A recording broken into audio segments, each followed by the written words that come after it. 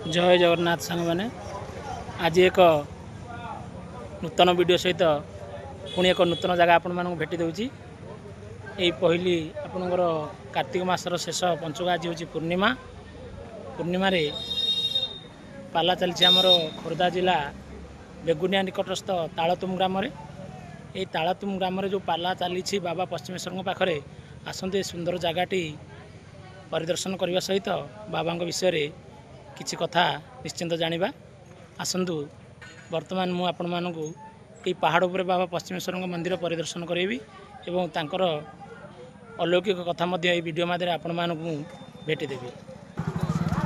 देखंतु ये होछि मंदिरर मुख्य गेट ए बाट दे मंदिर को प्रवेश करबा पहाड़ उपर को जिबा आज पवित्र कार्तिक पूर्णिमा थी देखो भक्त मान भिड़ लगी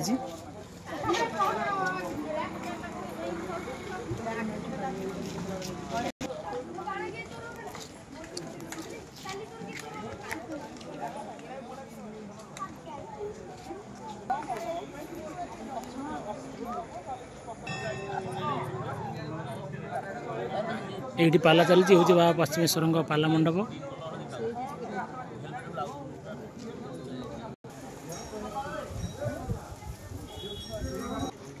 देखो केते सुंदर परिवेश सहित सुंदर जगह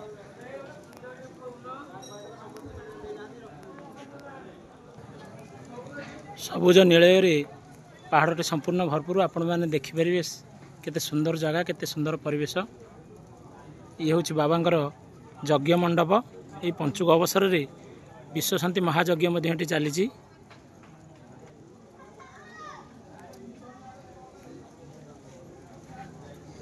देखो केते सुंदर झोटी नना मैंने आंकी ये सूर्य नारायण पूजा हुए प्रत्यह पंचुक 5 दिन धरी चलती यज्ञर प्रत्येक दिन सकाल समय सूर्य पूजा अवसर में नूतन नूतन झोटी अंकित होता है। देखो महाप्रभुଙ୍କର केते सुंदर झोटी नना मैंने आंकी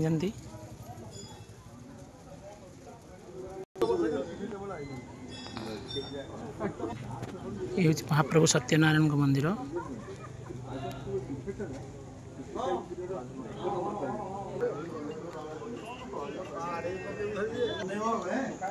देखु केटे सुंदर परिवेश बाबा पश्चिमेश्वर मंदिर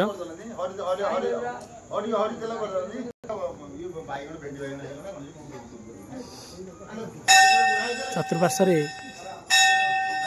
समस्त देवादेवी मूर्ति सुंदर सुंदर मूर्ति अवस्थापना मंदिर मध्य करा जायछि।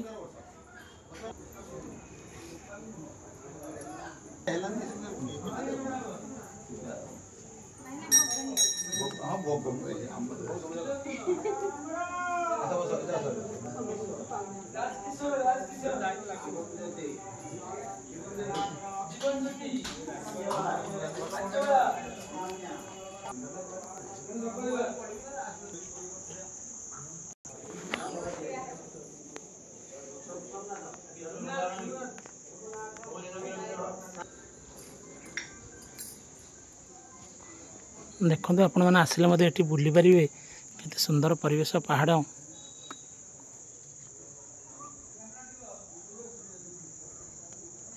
ये तलू को जीवाई गोटे रास्ता जंगल मध्य देगी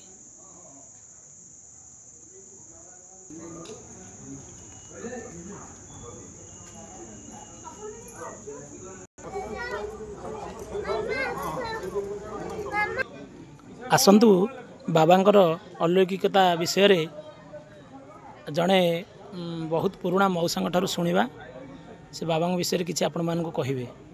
आज्ञा नमस्कार। आपण नाटा आज्ञा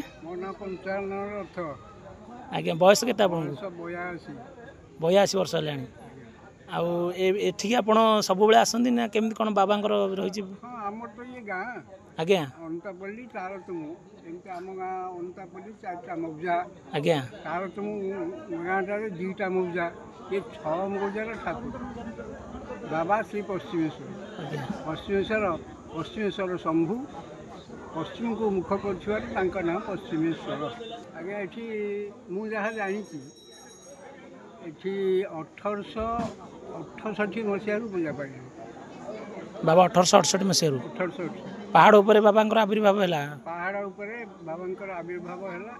ये होती पाताल फुटा लिंग आज्ञा ये बाणलिंग बा स्थापना लिंग नुहति पाताल फुटा लिंग स्वयं आविर्भूत होती।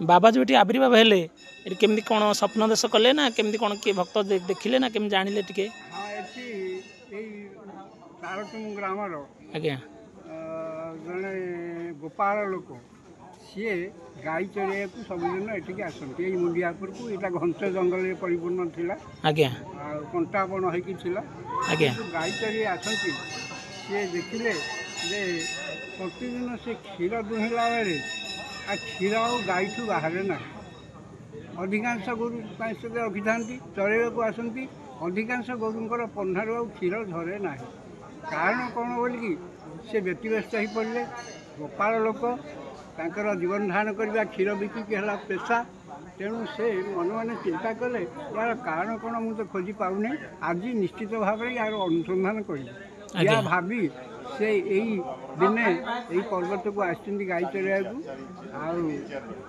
लुचि लुचि देखिले गोटे गाई जाई गोटे पत्थर उपर से क्षीर सबुची क्षीर तार पड़ुची से पत्थर उठा ताको आश्चर्य लगे से भाविला अरे ये तो सब ये पत्थर पी दूसरी क्षीर ताहले मु आ क्षीर पाइबी केमती या भाविकी से गाँव में जाकि प्रचार कर जे ये पत्थर रे शिवलिंग आविर्भूत हेबे तेणु ये जगटा को परिष्कार परिच्छन्न करा जाऊ शिव ये बाहर तेणु ये सब लोक कहवा फल गाँव में न्याय है सब लोग आसिक मीटिंग कले तेणु समस्ते कंटा झटा जिते अच्छी सब सफा कले सफा करने से जो जगार क्षीर कौशला गाई प्रसव ये क्षीर सबुला क्षीर जो सबुला क्षीर जो सबुला से जगह को परिष्कार की देखिले से जो पत्थर उपर क्षीर पड़ूला से पत्थर को से शाबल साहय उठेले कहले या तले कौन अच्छी देखा प्रकृत रहस्य उद्घाटन कर से पत्थर को ऊपर को बाहर कर जदि बाहर कले तले सुंदर गोटे लिंग कला लिंग हो देखागला तापर परिष्कार भाव से लिंग को खोलागला एवं से लिंग को जिते से ऊपर था खोलू था बाहर ऊपर को बोली सी आ बाहर न था तेणु चारिपट जाक पूरा भाव खोलिले आउ लोके कहीं पारे से लिंग को बाहर कर पारे ना से शिव स्थापना है पाताळफुट लिंग बोली समस्ते भाविले से पूजा ध्वजा आरंभ है।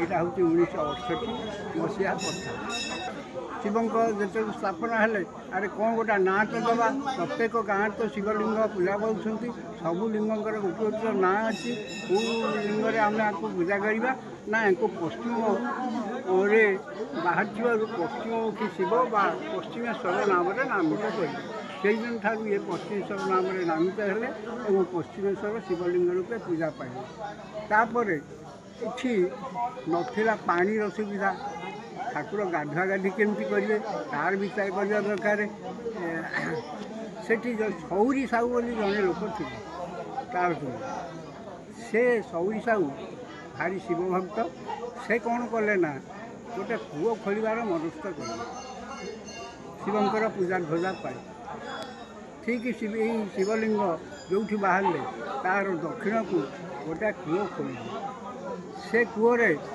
बहुत दूर खोलवा से पानी बाहर ना तापर से हतोत्साह आउ गोटे जगार खोल जदि खोलिले से अनति दूर किसी दूर खोलला पानी बाहरला गोटे कूओ से तैयारी कले तापर से पानी शिवंकर पूजा ध्वजारे लगे ये हूँ शिवलिंग जो अच्छा पश्चिमेश्वर आम ये अंचल आम एरियार सबू लोकंर आराध्य देवता समस्त मनोकामना आप जहाँ चाहिए ये पूरण हो अनेक गुहारिया गुहारी पड़ती वर्षर अधिकांश समय गुहारिया घरे गुहारिया पड़ती जो से गुहारी करती से गुहारी संपूर्ण हुए ये 21 दिन शेष समय किए 14 दिन किए 7 दिन ये सब बर पाई जाती किंतु शेष को 21 दिन निश्चित भाव में जी गुहारी पड़ता से बर प्राप्त होगी जी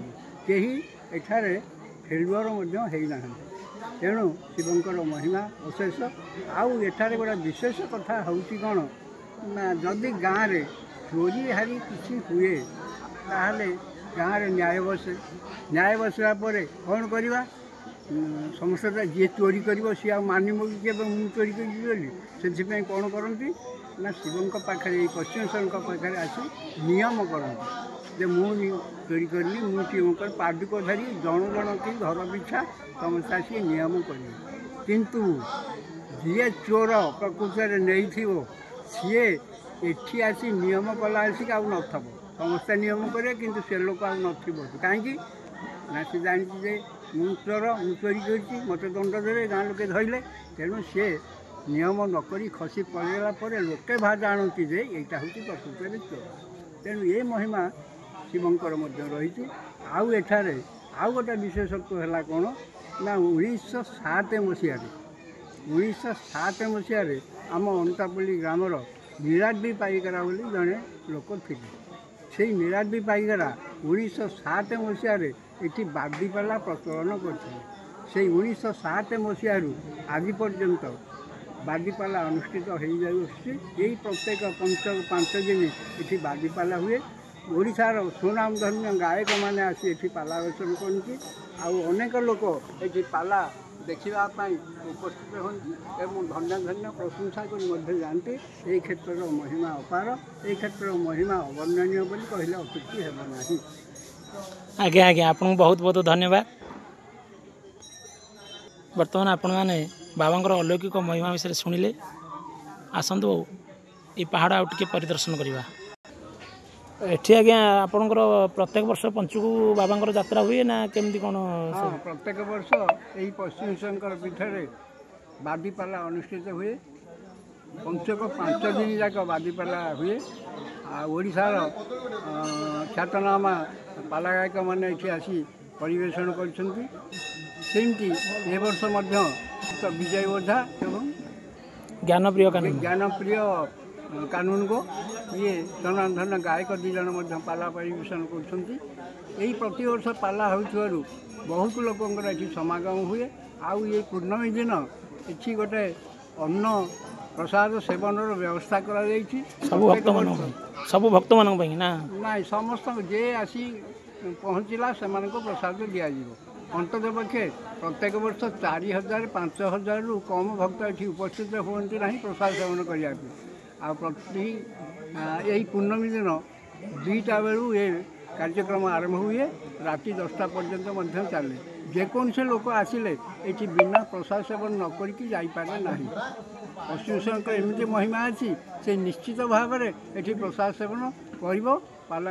ପଶ୍ଚିମେଶ୍ୱରଙ୍କର ମହିମା ରହିଛି, ପ୍ରସାଦ ସେବନ କଲେ ମୋକ୍ଷ ଗତି ମିଳିବ ବୋଲି ଲୋକଙ୍କର ବିଶ୍ୱାସ। ତେଣୁ ପ୍ରସାଦକୁ କେହି ହାତ ଛଡ଼ା କରନ୍ତି ନାହିଁ।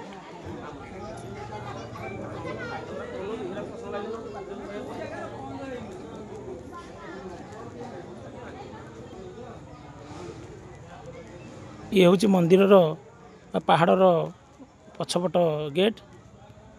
ଏପଟେ ଆପଣ ଆସିପାରିବେ ମଧ୍ୟ। କେତେ ସୁନ୍ଦର ପରିବେଶ, ସୁନ୍ଦର ଜାଗା ଆପଣମାନେ ଦେଖନ୍ତୁ। ଥରେ ନିଶ୍ଚିନ୍ତ ଆସନ୍ତୁ ବୁଲିବାକୁ ଏ ଜାଗାକୁ।